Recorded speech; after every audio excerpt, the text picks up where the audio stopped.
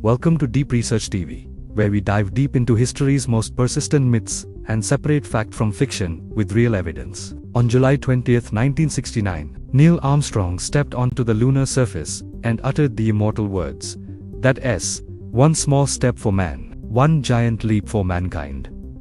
Over 600 million people watched live as Apollo 11 achieved the impossible, humans walking on the moon. 6 missions followed, bringing back 382 kilograms of rock and soil, planting flags, and leaving experiments that still function today. Yet, despite overwhelming proof, a stubborn conspiracy theory claims it was all faked, staged in a Hollywood studio by NASA to win the Cold War space race against the Soviets. Believers point to anomalies in photos and footage, alleging Stanley Kubrick directed the hoax using tricks from 2001, A Space Odyssey. But is there any truth to this, or is it one of the most thoroughly debunked conspiracies in history? Today, we are going to examine the major claims and dismantle them with hard, verifiable evidence from physics and engineering to independent third-party confirmations. First, the most common argument: the American flag appears to wave in the wind on an airless moon.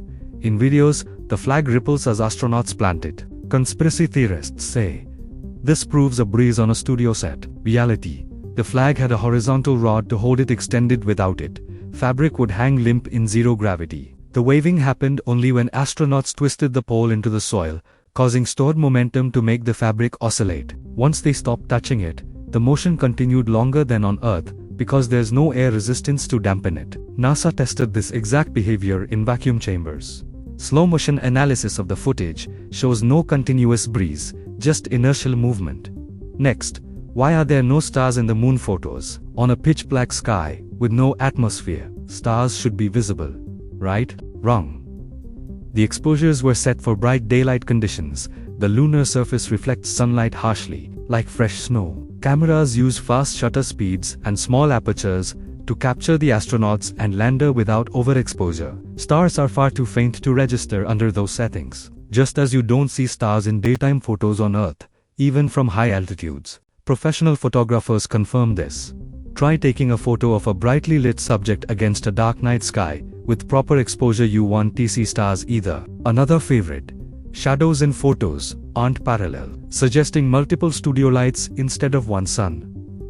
Look at Apollo images, shadows fall at different angles. But this is basic perspective and terrain. On uneven ground, parallel rays from a distant source, the sun cast non-parallel shadows when projected onto hills and craters. Converging lines are an optical illusion, like railroad tracks appearing to meet. NASA's 3D reconstructions and independent analyses by NVIDIA, using ray tracing software, perfectly match the lighting with a single source. If it was studio lights, you'd see inconsistent fall-off and multiple shadow edges. None exist. What about the lack of a blast crater under the lunar module? The engine should have scorched a huge hole, they say. In truth, the descent engine throttled down to about 3,000 pounds of thrust near touchdown, spread over a wide nozzle, creating low pressure equivalent to a gentle breeze. The lunar soil regolith is compacted below a loose, dusty layer, just centimeters thick. The engine blew away surface dust, revealing darker subsurface, but didn't de-excavate like on Earth, because there is no air or moisture to fluidize soil.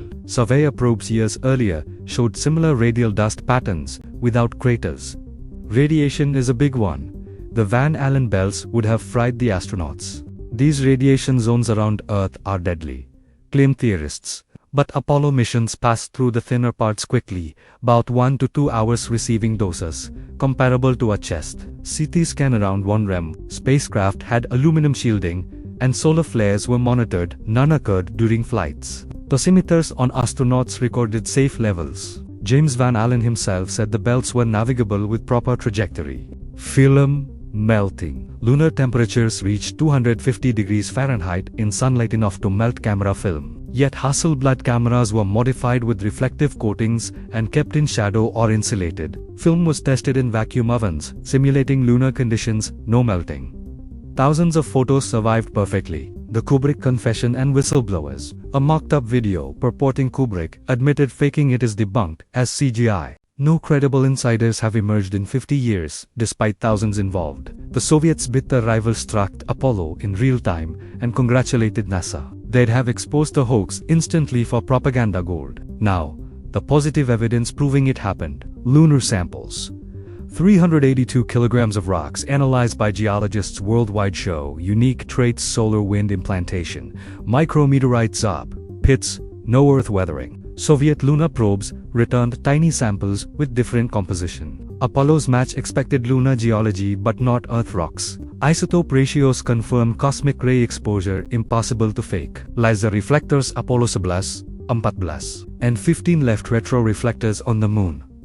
Observatories like McDonald and Apache Point still bounce lasers off them today, measuring distance to millimeter precision. Independent teams in France, Australia, and elsewhere confirm hits exactly where landings occurred. Orbital photos. NASA's Lunar Reconnaissance Orbiter 2009 present imaged all 6 sites in high resolution, showing landers, footprints, rover tracks, and discarded equipment. China's Change 2 2010, India's Chandrayaan 2 2019, and Japan's Kaguya captured the sites to none are US missions. Footprints and tracks remain because no wind or water erases them.